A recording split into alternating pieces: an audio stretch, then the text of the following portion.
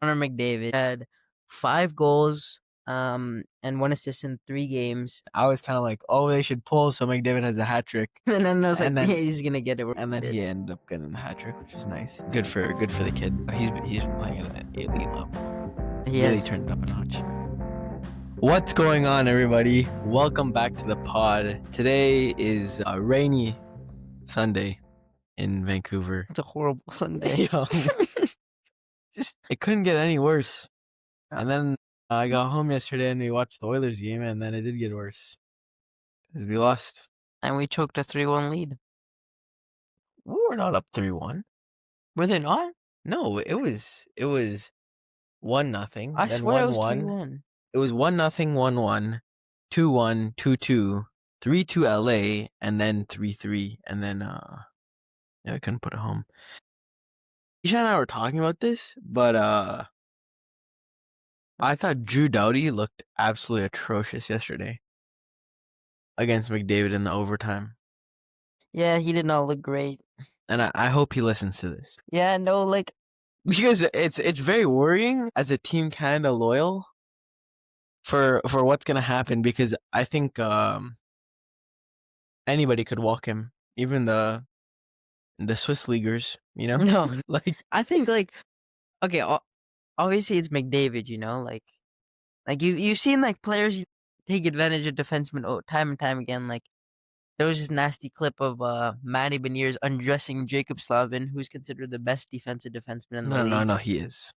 Sure, he is. No, but you're forgetting the fact that after he went and scored the overtime winner, And LA won in shootout, Zittel walks on the pipe and slaps it on the net. This guy can be serious. Yeah, I don't know. I think, but the Oilers, all things considered, there was a lot of big things that happened that game. You can see the power play has been a huge factor in these last couple wins. They're really cooking. Yeah, it's starting to get that automatic feel again. You know, they're first in the league with 33.9%, and they're up like first place by a lot by 4%, and like everyone else is at like 29%. Bros is a lot in No, considering everyone else though. I know. Everyone else is at like 29%, and there's like 0.1 point, like it's a lot closer. And yeah, it's just it's looking nice. We were talking about this the other day, but I feel like sometimes we take the Oilers power play for granted. Yeah, I think it's like, you know, we have so many threats, and 2 very big threats on that power play, and like even I feel like, you know, McDavid shooting more is like a huge part of that. For sure. Just because like he brings that more, like I feel like the reason that Draisaitl look that worked 2 years ago and still does occasionally work so well was because of the threat that McDavid was gonna score. Like he had that 60-goal season, and like you can't leave a guy like that who's gonna score 60 goals just wide open, because he's gonna take advantage of that. He's gonna burn you. So like, yeah, I feel like it's a good way to, you know, start opening up and like putting more pressure on McDavid, so that it opens up looks for other guys as well. Exactly. I think I can't remember what game it was. It was one game this week. I think it was against Nashville. Game against Nashville, where they had a set play where normally what we've been accustomed to seeing with the Oilers power play this season is, which a lot of teams have adopted. Yeah, the slingshot, the McDavid slingshot.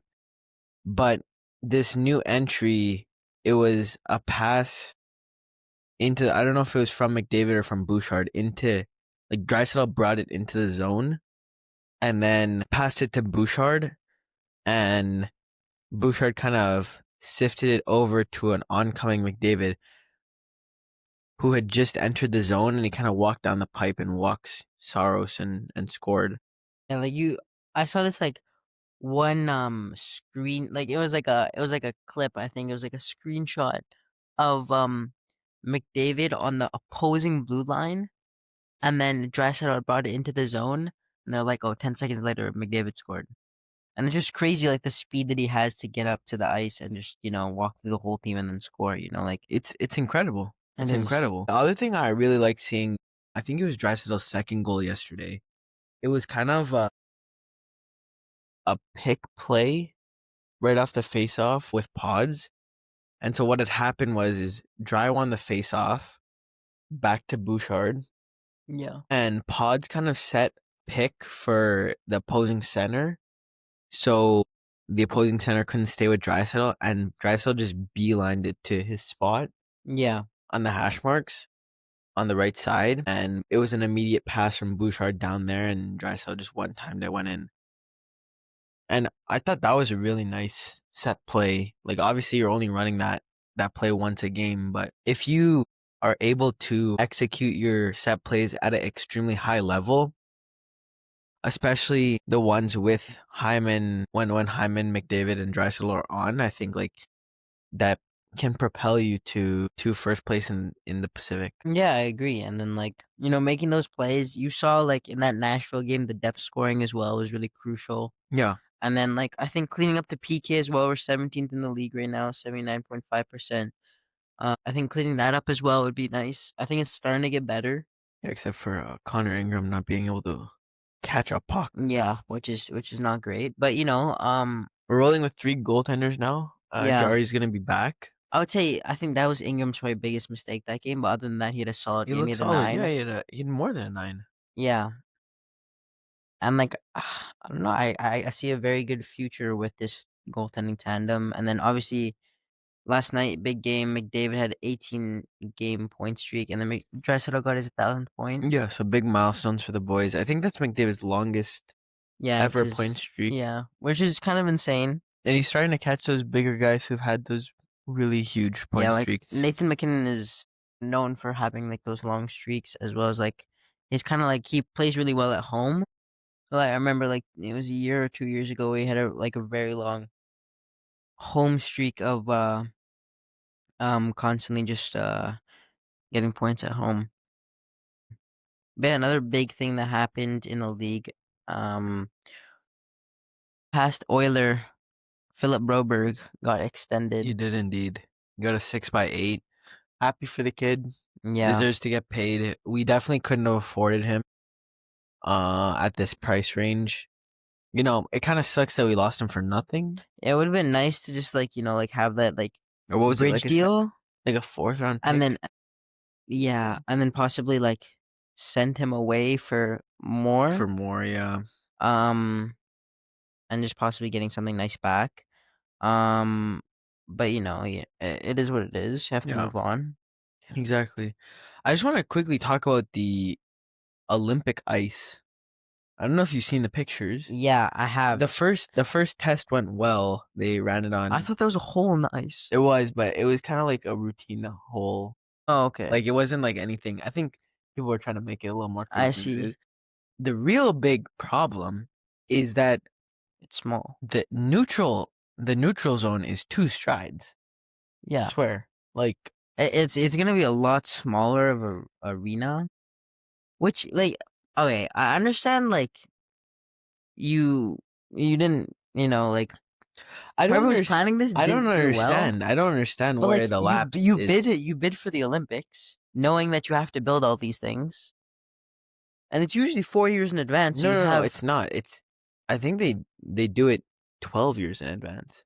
so you have ample opportunity to even if however long it is, you have lots of time to make these facilities, make sure they're properly run, make sure they're okay. Like obviously it's gonna cost a lot of money, but that's the cost of running the Olympics. Like it's what it is, I'm not gonna say it, but about 7 years.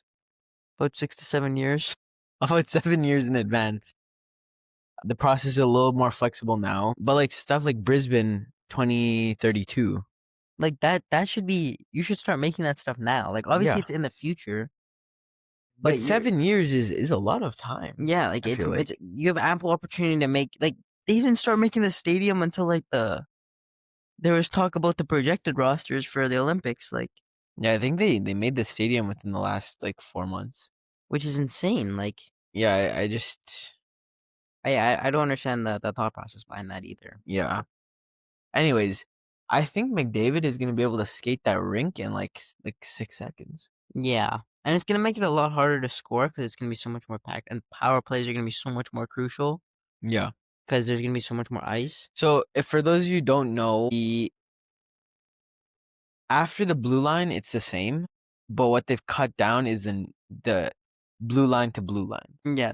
So where the face-off circle, the main face-off circle is. So that's the part that's cut down. So there really is no, like, there is a neutral zone, but it's gonna be really clogged. I feel like entries are gonna be extremely difficult. Yeah. There's gonna be a lot more dump and chase, I feel like. Yeah, I agree with that. Between teams. So we'll see who that plays to and what strengths, Yeah, that well, plays I to. think it'll be good for Canada because they're a fast team. Yeah. So they can get that, and they're a gritty team. They can get that puck down and chase the puck out. I think US will also benefit, but yeah, they will help teams that are a lot faster and have that like kind of like body to push the puck down low, cycle the puck really well. It also might kind of limit the scoring, and I feel like teams won't be able to run up the score as much. Yeah. But also, you never know. You never People know. like someone like McDavid can just blow by that neutral zone without a worry now. It's true. And as soon as you blow by that neutral zone, then it's like free game basically. For sure, 100%. Yeah, I'm really excited to watch the power play, the Canadian power Yeah, play, because I remember. you can slingshot with McDavid. You could have a double slingshot with McDavid McKinnon. I remember You could have a triple slingshot with McDavid McKinnon Makar. Like that first power play at Four Nations was yeah, it so was so pretty. beautiful, so beautiful.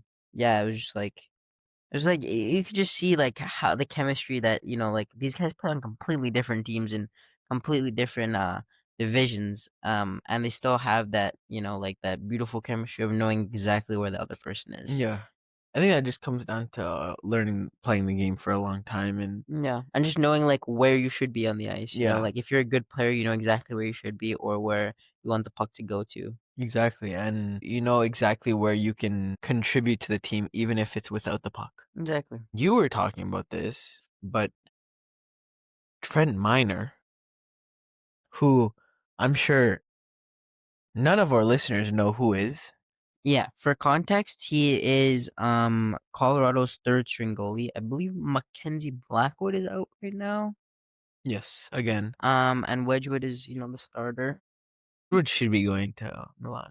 Yeah, but in Trent Miner's first win, he had his first career shutout, which is, in my opinion, is a very huge I think accomplishment. that's cool. Yeah, I think that's cool. I don't think it was his first game, but I think it was his first win. Okay. Um, Okay. Because, I feel like also though with a team like Colorado, you have a good defense, and I feel like that contributes very nicely to being able to, have a shutout. Like I've said in the past, I think that yeah, a shutout is for the goalie and is a very big accomplishment for the goalie, but I also think that's a very big accomplishment for the defense. yeah, I would agree. You know I what I think mean? like that's And it. to be completely fair, this Blue Jackets team isn't the greatest. No, they're not. I know But they had a little run last year. they have some good threats though. They that do, yeah. They have Zach back. They have Adam Fantilli. There's so many like threats that like kind of haven't performing. And they'll put shots on True. net, so it's still like I would still say it's a good shutout to have. So obviously, like it's an accomplishment. Like you don't have that a lot in your career. Some goalies.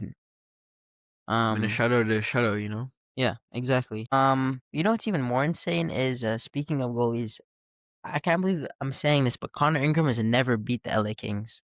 Yeah. I was very surprised when I heard Kind that of yesterday. insane, right? Yeah. It's a little crazy. Well, he's gonna start doing it because he came to Edmonton because we can't stop beating them in the playoffs. So No. You always funny. Actually, I don't think he'd even play though in the playoffs. Ingram, Yeah. I think most likely Pickard gets moved on from, I agree. I agree. but I think Jari is gonna start for us. No, I think he's the more sound goaltender. Yeah, he has more I experience. I could very well see Ingram taking that spot in the future, but I think as of right now, I think Yari has the crease. Yeah. But obviously, with the Oilers, you've seen lots of times where Knoblauch will decide, I don't like how Yari's playing. Like obviously, if he's winning games, but if he starts losing games, then we've seen multiple times that Pickard's come in, and we could see that with Ingram as well. That's true. That's true. Hmm. I feel like that's fair. Yeah, I think it's a little bit of a not a dicey situation, but still, I feel like the goalie situation still hasn't been completely resolved. Yeah, You know? I think I'm very much liking how it is now than it was before. But yeah, I think to some extent I want to see how Yari, like we only got a week of Yari, Mm-hmm. so I want to see how it pans out for the rest of the season up until the trade deadline. Yeah, that's fair. But I really like our tandem. Yeah, I think I'm a lot more a lot more comfortable with it. confident in this tandem Yeah, than yeah. than I was before. You know, you want to hear a crazy stat? I think this was from a couple days ago, but the New York Jets, which for those of you who don't know is a football team, have had more wins in their last 15 games than the Winnipeg Jets have had in their last 15 games. Wow. With the New York Jets, who arguably are one of the worst teams in the NFL at the moment, having 3 wins, and the Winnipeg Jets, having 2. And also, And they're losing right the now. Winnipeg Jets also have the Hart and Vezina goaltender or winner of last year. So yeah, you love to see that. Best goalie and best player in the league. Yeah. Or most Most valuable valuable player, yeah. in the league. So yeah, that's an interesting. It's insane. Yeah, it is. The fall off of the Winnipeg No, Jets because needs to be you studied. think about 2 years ago they won the President's Trophy. No, less? Well, last year they won the President's Trophy. Or was the Caps? The Caps might have won the President's Trophy last year. I think it was either last year or 2 years ago. Yeah, I mean, like you think about it, they had such a good season. Like you feel like no one was gonna beat them. But No, it was the Iowa Jets in 2025. yeah, like they had such a good season last year. They obviously choked in the playoffs. I mean, they had that crazy win against the Blues last year, in Game 7, and then I believe they lost to Dallas in 5. Yeah, it's just who knows what happened, you know what I mean? Yeah, I guess like Hellebuck's playoff performance Do you think continued into the Scott regular season. Arniel's job could be cooked a little bit? Do you think that there is a possibility in which he could get fired? I think there's a possibility. I mean, like it's two very diverse seasons, you know. Like Yeah. But you remember after Boston won in 2023 and then the next year they came out and they were just atrocious? yeah, Obviously that stuff happened in the playoffs where they choked to Florida and in 7 after going up 3-0 or 3-1. 3-1, I think. I think so. But Jim Montgomery got fired. And I think that Montgomery is a better coach than Arniel is. Yeah, I think there's a possibility that happens. I think that we'll see how if they can turn it around. I think there needs to be a move that's made, like kind of like what the Oilers do. There's like a little spark that needs to happen. Jonathan Toews to the first line. I was talking about more of like a trade, but maybe you never know. He could come back at his peak performance again. Or just do what Cassian did. But yeah, I don't know. We could see. Actually, How this team... I saw an MLB player got suspended for PEDs. 96 games. Wow, Yeah, 96. 96. I mean, it's not even the full season. No, it's not It's even the full insane. season. No, it's yeah, no, don't do what Cassian did. Even though we don't know if it's true or not, but it's probably true. Yeah, I think I don't know. I think. Do you think that they could be sellers at the deadline? The Jets, Yeah, they should be a playoff team, but currently they're not. the Wild have kind of taken their spot in that big 3. Yeah, it's like Dallas, Avs, Wild now. Yeah, Like how especially with are you Cornelius. losing to a team like Buffalo or Buffalo's been on a heater. Buffalo? Yeah, they've kind of fallen off now, but they They had lost that. one game. They had that. Did they win yesterday? They did. They beat the Ducks. Okay. The Ducks have been The on. Ducks have fallen off. The Ducks have been on a Holy. losing streak as of late. Yeah, they have not They been kind of great. lost their magic a little bit. Speaking of which, Hellebuck is currently playing his 8th, And and Jonathan Toews has scored. So maybe that's maybe the thing that's they the spark need. they need. No? Maybe. Who knows? Because something in Winnipeg it needs to change. Yeah, most definitely. If we're being honest, the NFL playoffs started yesterday, They have, and they've been super exciting. bro. Those 2 games were amazing. The Rams game. Please say it how you've been saying it to me. What? The Rams? No. My LA Rams? Yeah. Yeah. My LA Rams are Ian has completely hopped on the LA Rams my LA bandwagon. Rams, led by Matthew Stafford, has been the guy that's gonna win MVP this year. I think he Has been will. absolutely carrying this team. He should. With his broken finger, and one of the best running backs in the league had a touchdown yesterday, as per usual, Kyron Williams, and My fantasy. But yeah, no, it was a very exciting game to watch. Was it Bryce Young is the other quarterback Yeah, for the Bryce Young is Panthers? the Panthers quarterback. They kept it close. Yeah, I he thought did a that really good job of keeping it, and he looks like a young guy as well. he is 3 years in the league, second year in the league now. Yeah, which is pretty surprising. It was first playoffs, I believe. Yeah, I don't know. Bryce Young has kind of surprised me a little bit because I know you're not very familiar with NFL, Ishan, but when he started in Carolina, he had the worst time. And he won the Heisman with Alabama Mm-hmm. before coming to the NFL. And every time, even this season, both seasons that I've seen him play, every time that you think that he's lost his job as a starter, he starts to cook. Yeah, that's interesting. And I don't know. It's interesting to see.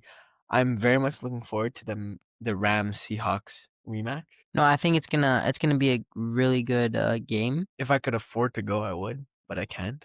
I hope my LA Rams take it all the way. I think that there's a very strong possibility of whoever wins that game goes to the Super Bowl Yeah, because the Eagles aren't what they were last year. no, they're not. The 49ers are so hurt.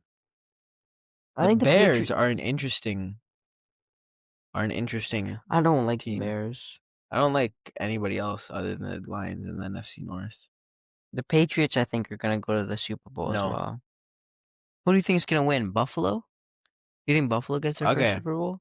Hot take: the Houston Texans. Okay, that is way too hot to be. No, it's not. It's True. not that hot. It's not that hot of a take. I know it's a hot take, but I think it's really The reasonable. GOAT is out for them right now, though. Matt Collins. Matt Collins doesn't even play for that team. Oh no, he plays for the Patriots. Patriots. Actually, Jaden Higgins could cook for them. No, it's not. It's not Jaden Higgins. It's Nico Collins. But it's not just. Okay, Ishan, we both know defense wins championships. Yeah, And who has the best defense in the league at the moment? You guessed it. the Steelers. No. Green Bay with Micah Parsons. Michael Parsons is out, and so are the Green Bay Packers. No, it is the Houston Texans. Right now, Jacksonville. Jacksonville is not the They're holding off the They have a good Bills. defense. They have a good defense. Don't get me wrong, but they don't have the best defense in the world. But even this game, this game is going to come down to the wire. The Bills Jacksonville game. It's going to be exciting. I think every single playoff game has been exciting. Yeah, it's so been far. close. I don't know if we can say we're going to be able to say the same about the 49ers Eagles game, but I think the 49ers are going to blow them out. I hope so. Christian McCaffrey hat trick. I hope so. George Kittle touchdown. You know what's funny? I think the Eagles have become the new Chiefs. The Eagles have. Yeah, I guess so. But I mean, the Chiefs made it all the way last year, though. Yeah, but what I'm saying is nobody wants the Eagles to win. Yeah, except for Eagles fans. Who's performing the halftime show this year? Bad Bunny. That's gonna be a good halftime show. Yeah, October. Yeah, no, it's gonna be I think it's gonna be a good NFL playoffs. I think it's gonna be a good Super Bowl, and it's happening in San Francisco. I think it'll be a really fun time, and I'm looking forward to having NFL football back. I agree. Or NFL playoff football back. Just quickly before we go into the biggest elephant in the room in the NHL right now, the national championship for college football. I know you're not a big college football fan. No. The game, Indiana completely destroyed Oregon. Oregon lost? Oregon lost, yeah. They got completely annihilated. What was the score? It was. Just give me a second. I don't want to mess it up. Never mind. The Bills just scored. It was 56-22. Damn. And 8 of those one of the Oregon points or one of the Oregon touchdowns was a poverty touchdown in the fourth quarter. And Fernando Mendoza, the Heisman winner, had 5 touchdowns. I see. So now the national championship is going to be Miami versus Indiana in Miami. What is your take on who wins? Indiana wipes the floor with them. Also, I hate Carson Beck, who plays for Miami. The Texans lost? What? The Texas Longhorns. Texas Longhorns lost, yeah. Yeah. The Texans. Led by Arch Manning. Arch Manning, yeah. It's like the only college football player I know. And Justin or Jordan Love? Jeremiah Love. Jeremiah Love. He plays for Michigan? No, he plays for Notre Dame. Oh. But he's declaring for the draft this year. Oh, close enough. Yeah, but moving on to one of the biggest news that's in like the that's league. like me saying Ethan Kirani. Okay. Huh. No, but a big news headline that's been circling the league right now is Dougie Hamilton. There's like a rumor where, well, I think that's been confirmed, where he declined a trade to San Jose at the beginning of the year. No, and during the draft. During the offseason. During the offseason. And then he is now looking for a trade out because he is healthy scratched. And New Jersey doesn't want anything to do with him anymore, and his $9 million cap hit. After Jonah Kovacevic came back. This is the second game in a row, right? I think so. He scratched today. I don't see a reason why they would unscratch him after scratching him yesterday. Yeah, but he's not playing today. So we'll see what happens with him. I think he's gonna get. I think the teams that we kind of had in mind were, your favorite was Carolina. Yeah, Carolina or San Jose. I think they can make both teams that have big cap space, and then Buffalo's a interesting option. I don't know if it's the most probable option, just because they have a big back end. Yeah, they do. But you could always add to it. I know they wanted to. They're gonna try and make a push for the playoffs, and maybe adding defenseman that can play on that, because I believe Rasmus Dahlin is a right defenseman, and Dougie Hamilton is a right D as well, isn't he? I believe so. But adding both those players is a huge threat. Yeah, I think it'll be interesting. Rasmus Dahlin plays on the right side. Do you know what side Dougie Hamilton plays on? Yeah, I'm just checking. Yeah, he shoots. I would assume that he plays on the right side. Yeah. I mean, I think it'd be interesting to see. And then another potential. Yeah, they both play on the right side. Moving, like, another potential candidate to get him is Toronto, because they also want to make a big splash. Their main defenseman in Morgan Riley hasn't really been panning out. But honestly, they have to move a lot of cap out, and it's gonna be messy. Kind of a sticky situation. Yeah, we could see what would happen. He doesn't really have a lot of trade value right now, but if any, yeah, I think it would just be prospects, to be honest. Like, I think my crazy trade that could happen is the Canucks go trade for him. Yeah, which the only reason that I could see it as a possibility is because they're trying to get first round picks, so I could see Dougie Hamilton and a first for Kiefer Sherwood, because then it brings another level of depth to New Jersey's offense. I think Kiefer Sherwood would be more than happy to go there.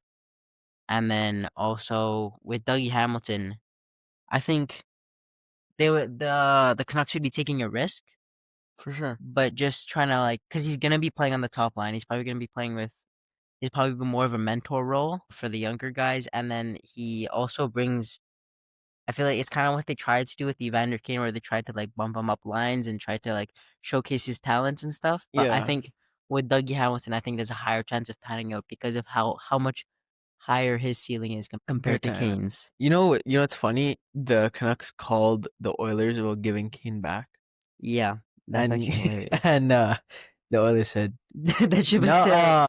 We don't want nothing to do with that anymore. Thanks for taking him and his $5 million salary and giving us a pick out of it. Yeah.